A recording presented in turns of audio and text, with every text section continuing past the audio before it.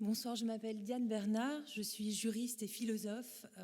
Je suis professeure à l'université à Bruxelles et je suis par ailleurs membre d'une association de juristes féministes qui s'appelle Femenlo.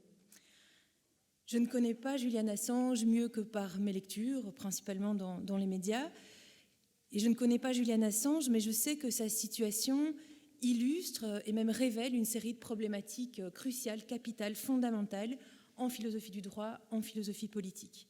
Je vais vous parler de l'état de droit, un petit peu de la démocratie, et en faisant ça, en fait, je vais vous parler de Julian Assange. C'est ce dont je peux témoigner ici, à Strasbourg, siège du Conseil de l'Europe. Strasbourg, cette ville qui symbolise depuis les années 1950 la force que peuvent revêtir les droits fondamentaux, grâce tout particulièrement à la Cour européenne des droits de l'homme, dont les décisions, qui n'ont pourtant qu'une portée principalement morale et politique, dont les décisions donc ont pu changer la vie de milliers, de millions de personnes. Alors vous avez peut-être entendu parler de l'état de droit, vous avez peut-être entendu que l'affaire Assange ébranlait l'état de droit. Alors c'est une drôle d'expression, état de droit. C'est en fait une théorie qui date du 19e siècle et qui a pris beaucoup d'importance à la fin, dans les dernières décennies du 20e siècle. Cette théorie, elle signifie, au sens simple, que nul n'est au-dessus de la loi. Nul président, nul premier ministre, nul juge, nul gouvernement. Je dois respecter la loi, vous devez respecter la loi, nos autorités doivent respecter la loi, l'État aussi.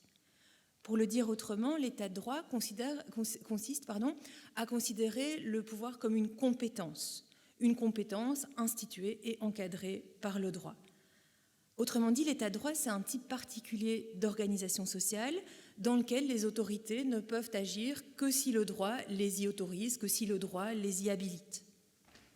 Les autorités ne peuvent pas vous arrêter sans mandat, les autorités ne peuvent pas vous juger sans base légale, elles ne peuvent pas ne pas respecter une règle, ne pas respecter un jugement, elles ne peuvent pas bafouer vos droits, elles n'en ont pas la compétence. Et si elles outrepassent ce à quoi le droit les habilite, elles peuvent être condamnées. Alors l'état de droit, ce n'est pas seulement un état légal dans lequel il faut respecter l'une ou l'autre procédure. Ce principe a aussi une dimension substantielle, c'est-à-dire que les règles que doivent respecter les autorités, eh bien, c'est aussi une série de valeurs intrinsèquement liées à la démocratie.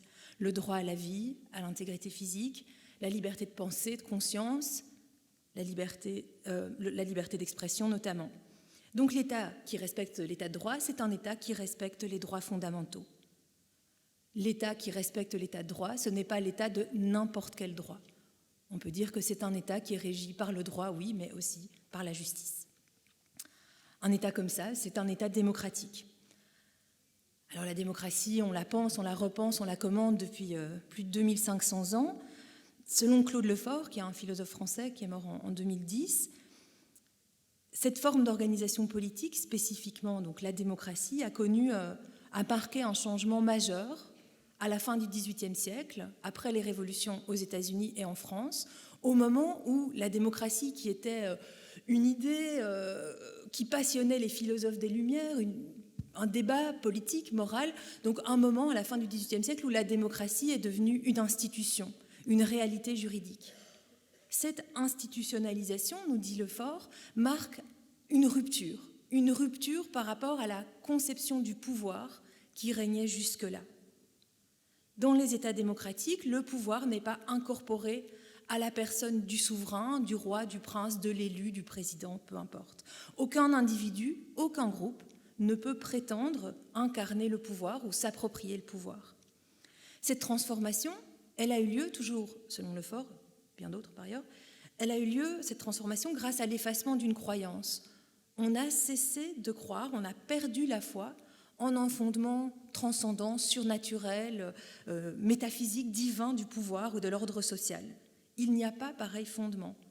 La société démocratique, elle inclut, elle assume une indétermination radicale par rapport à ce qui est juste, par rapport à son organisation légitime, par rapport à la façon dont on va définir ceux qui occupent le lieu du pouvoir.